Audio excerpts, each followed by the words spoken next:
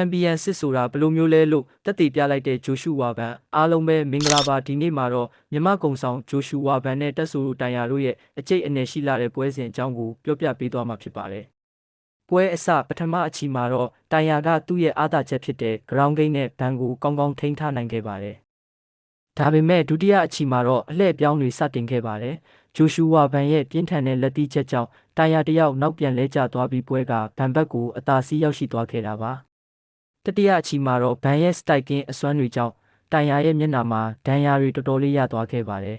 ။စတုထအချီမှာတိုင်ယာဘက်ကမြေပြင်ချုပ်ကွက်တွေနဲ့ပြန်လည်တိုက်စစ်ဆင်ဖို့ကြိုးစားခဲ့ပေမဲ့ဘန်ကအကောင်းဆုံးရုံးထွက်ပြနိုင်ခဲ့ပါတယ်။နောက်ဆုံးပစ္စမအချီမှာတော့ဂျိုရှူဝါဘန်ရဲ့တရက်ဆက်ထိုးစစ်တွေကြောင့်တိုင်ယာတယောက်ဆက်မရှင်နိုင်တော့ပဲဒိုင်လူကြီးကပွဲကိုရပ်နာကအလဲထိုးနဲ့အနိုင်ပေးခဲ့ရပါတယ်။